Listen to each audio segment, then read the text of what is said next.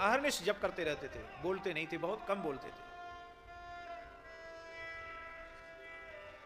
एक कोई महान भाव उनके पास आने लगे। बहुत से लोगों को कुछ ना कुछ बातचीत करने का व्यसन होता है, तो वो महाराज बार बार आने लगे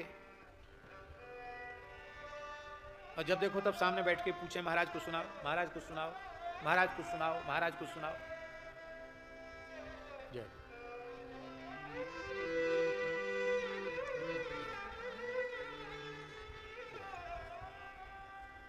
नहीं नहीं नहीं, ये रहेंगे।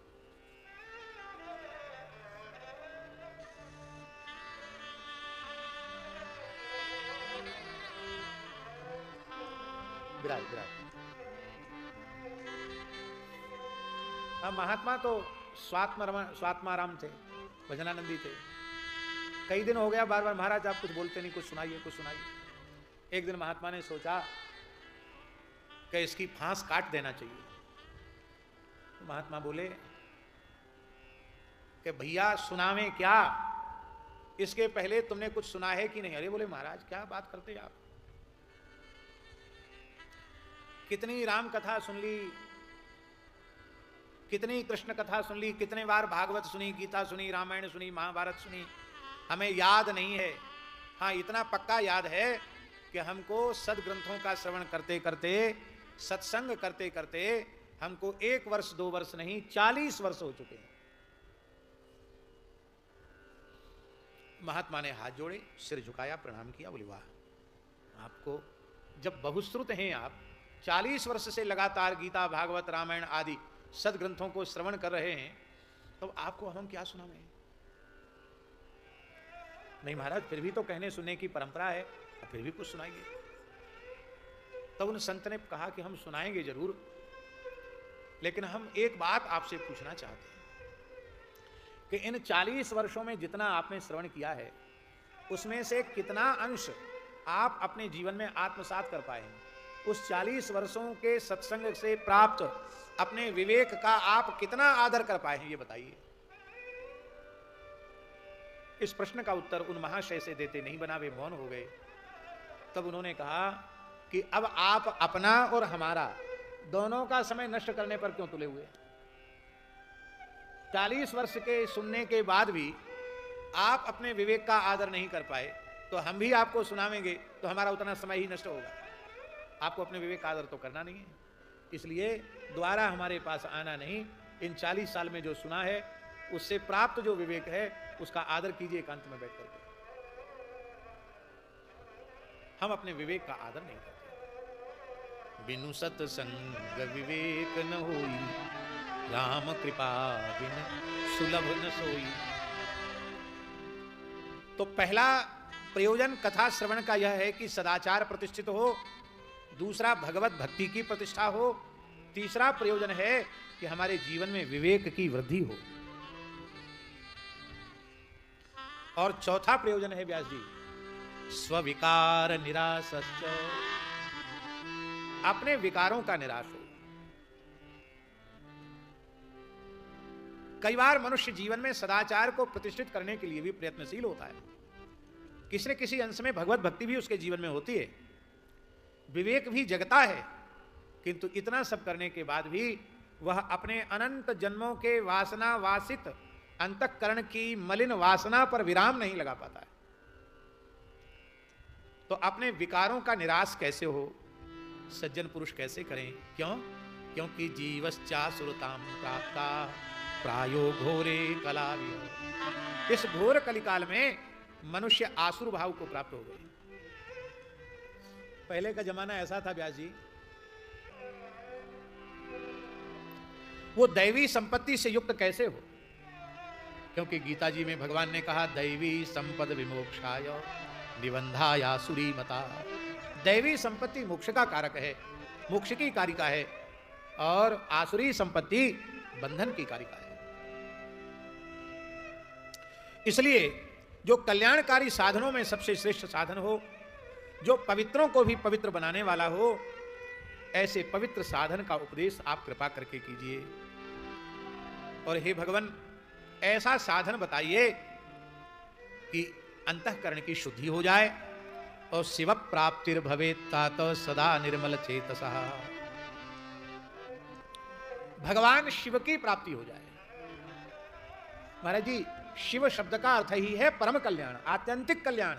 जिस कल्याण के बाद फिर कुछ शेष न रहे, अकल्याण की संभावना ही सर्वथा निरस्त हो जाए, उस तत्व का नाम है शिव। ऐसे भगवान शिव की परम कल्याण की प्राप्ति कैसे हो, और वो प्राप्ति तो कैसे होगी? निर्मल चेतसः। कैसा निर्मल चित्त?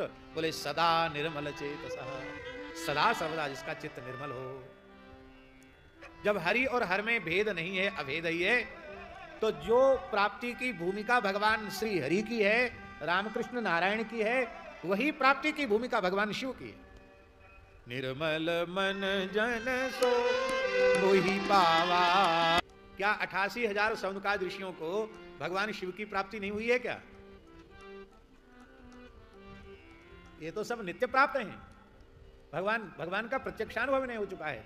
किंतु ये आचार्य, ये संत हम सब कलिमल ग्रसित जीवों का प्रतिनिधित्व करते हुए पूछ रहे हैं कि हमें शिव तत्व की प्राप्ति कैसे हो, हमारा चित्त निर्मल कैसे हो। सूत जी बड़े प्रसन्न हुए और उन्होंने कहा कि हे मुनि शार्दूल, हे मुनि श्रेष्ठ, आपको तो शिव जी प्राप्त ही हैं, पर आपका कथा में इतना प्रेम हो गया है कि श्रवण प्रीति लालसा, आप श्रवण में प्रेम होने के कारण आपको श्रवण का लालच सदा बना रहता है, लालसा बनी रहती। जो भवरोग का शमन करने वाला परम रसायन है, ऐसा सिद्धांत हम तुम्हें निरूपित कर रहे हैं। काल रूपी सर्प के भय से ये सारा जगत भयभीत है। नाथ सकल जग काल कलेवा, इस काल रूपी सर्प का कलेवा है। कलेवा माने जानते हो? कलेवा माने होता बाल भोग। बाल भोग का अर्थ है कि इसका राजभोग तो आज तक हुआ ही नहीं, ब्यारू भई नहीं। अनंत समय से ये जीवों का भक्षण करता चला जा रहा है काल, लेकिन अभी इसका राजभोग नहीं हुआ, बाल भोग ही चल रहा है। प्रातरास, जिसको मराठी में कहीं कहीं लगा था नाश्ता, नाश्ता कहते ना, यहाँ कहीं दुकान पे लिखा था चाह नाश्ता, तो अभी नाश्ता चल रहा है, राजभोग तो वही नहीं, मध्याह्न वाला भोजन काल का नहीं हुआ। इस काल रूपी सर्प के भय से मुक्ति कैसे हो, इसके लिए शिव पुराण का श्रवण करना चाहिए। यह शिव पुराण कहां से प्रकट है? बोले शैवम पुराणम परमम शिवेनोक्तम पुरा मुने। हे महर्षि, भगवान शिव ने ही पूर्व काल में आत्मस्वरूप इस शिव पुराण का उपदेश किया था। भगवान शंकर ने इसका उपदेश किया था। भगवान शिव ने सनकादिकों में, जो भगवान सनत कुमार हैं, सनक सनंदन सनातन सनत कुमार, एक बार चारों सनकादिक ऋषि कैलाश में पहुंचे और उनमें चारों में जो सबसे छोटे सनत कुमार भगवान हैं, उन्होंने भगवान शिव से ही पूछा। तब भगवान शिव ने स्वयं ही आत्मस्वरूप पुराण का, शिव पुराण का उपदेश भगवान सनत कुमार जी को किया। और सनत कुमार जी ने वह पुराण का जो उपदेश भगवान शिव के मुखारविंद से प्राप्त किया था, वही उन्होंने भगवान कृष्ण द्वैपायन व्यास जी को सुनाया। और सूत जी कहते व्यास जी से हमने सुना और वही हम आपको सुना रहे हैं। इसी का नाम है संप्रदाय, इसी का नाम है परंपरा। ये शिव पुराण की परंपरा है। भगवान शिव ने सनत कुमार को दिया, सनत कुमार जी ने व्यास जी को दिया, व्यास जी ने सूत जी को दिया, और सूत जी से सौनकादि ऋषियों को प्राप्त हुआ, और उनके पवित्र संवाद के माध्यम से हम लोगों को श्रवण करने का सौभाग्य प्राप्त हुआ है। कहते व्यास जी ने इसको विस्तार से नहीं कहा, विस्तार से तो शंकर जी ने सनत कुमार को सुनाया था, सनत कुमार जी ने थोड़ा और संक्षेप करके व्यास जी को सुनाया, और व्यास जी ने जो सुना था उसको और संक्षिप्त करके मुझे दिया। अब मैं तुम्हें सुना रहा हूं। व्यासे नोक्तम तु संक्षेपात कलिजा नाम हिताय च। कलियुगी मनुष्यों के हित के लिए भगवान व्यास ने इसका उपदेश किया है। अंतःकरण की शुद्धि के लिए, कलिमल ग्रसित जीवों के मलिन अंतःकरण की शुद्धि के लिए शिव महापुराण की कथा के श्रवण से बढ़कर के दूसरा कोई साधन नहीं है। कई जन्मों का पुण्य संचित होता है तो किसी महाभाग्यशाली को शिव पुराण की कथा श्रवण करने का सौभाग्य प्राप्त होता है। देखो कितने सौभाग्य की बात है। परम पवित्र फाल्गुन मास है, शुक्ल पक्ष है, और आज की पवित्र तिथि पर पवित्र वेला में हम लोगों को शिव पुराण सुनने का अवसर प्राप्त हो रहा है। ये शिव पुराण परमोत्तम शास्त्र है, शिव स्वरूप है। इसलिए भगवान शिव की भक्ति करने वालों को अत्यंत श्रद्धा पूर्वक शिव पुराण का श्रवण करना चाहिए। अब एक प्रश्न और है कि भगवान शिव की भक्ति करने वालों को श्रद्धा पूर्वक सुनना चाहिए, और जो रामकृष्ण नारायण के उपासक भक्त हैं उनको नहीं सुनना चाहिए क्या? बोलो।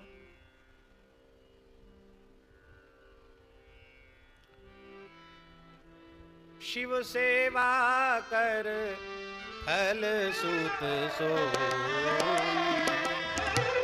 शिव सेवा कर फल सुत सोई, अविरल भगति राम पद होई, अविरल भगति राम पद होई। भगवान शिव की सेवा के फल से, उनकी भक्ति के फल से ही भगवान की भक्ति प्रकट होती है। तो भगवत भक्ति प्राप्त करने वालों को भी भगवान शिव की उपासना करके उनसे भगवत भक्ति प्राप्त करनी चाहिए। वैसे तो सब अवतारी पुरुष वहीं से बने बनाए आते हैं, लेकिन शिक्षा लेने की दृष्टि से हम निवेदन कर रहे हैं। भगवान शिव ने प्रेम की रसरूपा प्रेम लक्षणा भक्ति की, मधुरोपासना की, जिस सर्वोच्च अवस्था में, कक्षा में भक्तराज श्री नरसिंह मेहता को प्रतिष्ठित किया, क्या उस कक्षा तक पहुंचना अपने साधन से संभव था? शिव की कृपा के बिना भगवान के चरणों में भक्ति उत्पन्न नहीं होती है। तो कहूं सवहीं कर जोर, शंकर भजन बिना नर भगति न पावे मोर। बीच बीच में अन्य पुराणों के उदाहरण भी हम आपको बतावेंगे, अभी तो कथा आगे बढ़े इस दृष्टि से हम आपको बोल रहे हैं कि यह शिव की प्राप्ति के लिए, शिव के चरणों में प्रेम की प्राप्ति के लिए इस शिव स्वरूप शास्त्र का श्रद्धा पूर्वक श्रवण करना चाहिए। इसके श्रवण से भक्तिमान मनुष्य को सद्यः शिव पद प्राप्तिम लभते सर्व साधना। सद्यः माने इसी शरीर से इसी जन्म में भगवान शिव के चरण कमलों की प्राप्ति हो जाएगी, इसमें कोई संदेह नहीं है। कोई मन में कामना है तो वह कामना भी अधूरी नहीं रहेगी, क्योंकि कामनाओं की पूर्ति करने में सबसे उदार शंकर जी हैं। इनका नाम ही आशुतोष है। बहुत जल्दी प्रसन्न होते हैं, बहुत जल्दी प्रसन्न होते हैं। और देवता तो कामना की पूर्ति करते हैं, ये तो भंडारा खोल देते हैं, लुटा देते हैं। ये तो कितने उदार हैं। आप लोग याद कर लो एक श्लोक, हम बोलेंगे फिर आप लोग सब बोलना। आप सबकी मूल भाषा संस्कृति है। महादेव महादेव महादेव महादेव। इतने लोग बैठे हैं, आवाज यहां तक आई नहीं रही है, क्या बात है? आप लोग बोलना नहीं जानते क्या? अरे बोलो भाई। महादेव महादेव महादेव महादेव। महादेवेति यो वदेत्, महादेवेति यो वदेत्। एकेन शंभुः क्रीतः स्यात्, एकेन शंभुः क्रीतः स्यात्, द्वाभ्यां शंभुर्ऋणी भवेत्, द्वाभ्यां शंभुर्ऋणी भवेत्।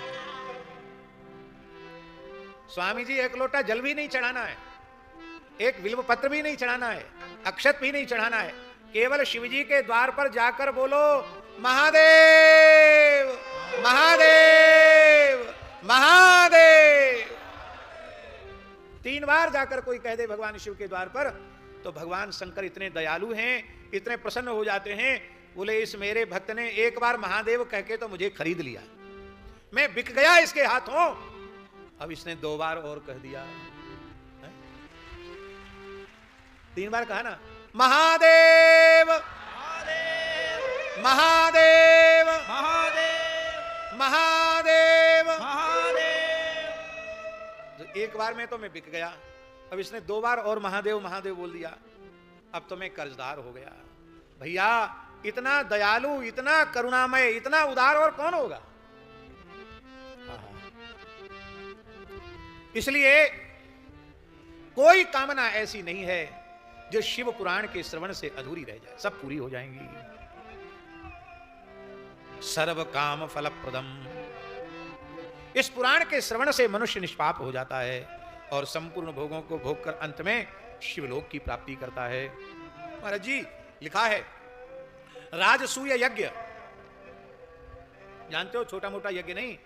धर्मराज युधिष्ठिर ने भगवान श्री कृष्ण की आज्ञा से राजसूय यज्ञ किया था। वो राजसूय यज्ञ करने वाले धर्मराज युधिष्ठिर पूरी धरती पर दिग्विजय किया था उनके भाइयों ने,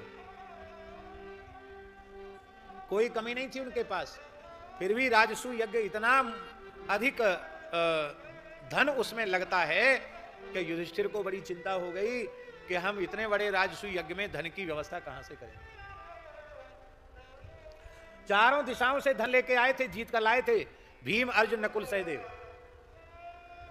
कोई गणना नहीं थी कितना धन था। पर युधिष्ठिर को चिंता हो गई कि कैसे ब्राह्मणों की दक्षिणा होगी। तब भगवान श्री कृष्ण ने कहा कि मरुत का यज्ञ हुआ था, उसमें ब्राह्मणों को इतनी दक्षिणा दी गई। जानते हो,